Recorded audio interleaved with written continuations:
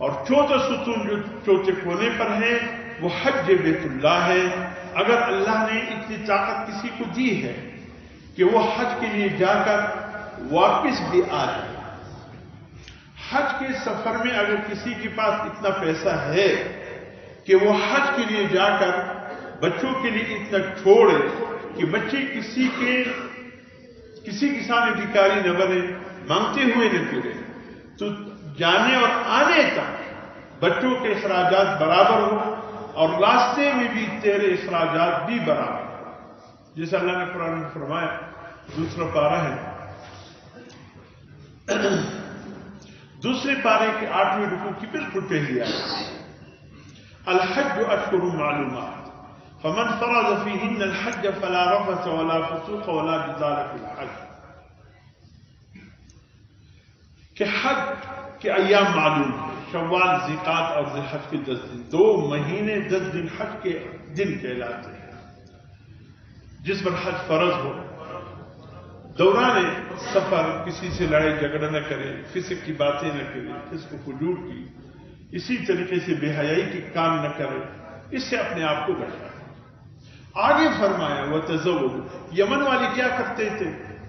وہ حج کے لیے روانہ ہوتے کہتے تھے ہم متوکلین لوگ، توکل والے، ہم جاتے ہیں اللہ پر توکل کرتے ہوئے، ہم اپنی جیبوں کو نہیں دیکھتے، اللہ پر بھروسے کو دیکھتے ہیں۔ یہ اصل میں مسئلہ ان کا تھا جس کی وجہ سے پھر یہ آیت نازل ہوئی۔ یمن والے کہتے تھے ہم صاحب توکل ہیں، ہمیں پیسوں کی کوئی ضرورت نہیں ہے، ہم اللہ کے توکل پر حج کے لیے جائیں۔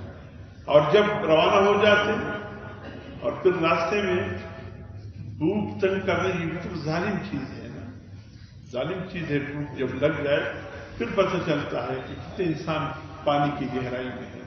اب جب راستے میں بھوک نے ستانا شروع کیا تو پھر دروازوں پر جا کر دروازے لوگوں کے کٹکھٹاتے، کسی گاؤں میں پہنچے کہ شہر ہم بھی متوکلین ہیں، یمن سے چلے ہیں، کھانے پینے کی چیزیں ہمارے پاس ختم ہو گئے یا توڑے لے کر ہم آئے تھے، ہمارے ساتھ تعاون کرو۔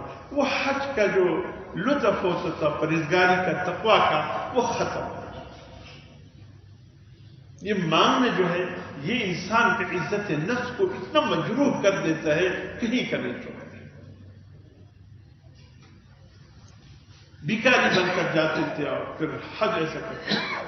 اللہ رب العزت نے فرمایا اسی آیت میں کہ دیکھو یہ کوئی توکل نہیں ہے، یہ کوئی اللہ پر بھروسہ کرنے والا حج نہیں ہے، نہ اللہ تمہیں اس چیز کا حکم دیتے کہ تم اس طرح کوئی حج کرو۔ وَتَزَوَّدُوا، جب بھی حج کے سفر کے لیے نکلو زاد راہ لے لیا کرو، سفر حج کے جتنی ضرورتیں ہیں وہ لے لیا کرو۔ فَإِنَّ خَيْرَ الزَّادِ التَّقْوَىٰ، سب سے بہترین زاد راہ تقویٰ ہے۔ اور جب انسان کے پاس سفر حج کے اپنے پیسے موجود ہو، اس سے تقویٰ قائم رہتا ہے، تقویٰ قائم۔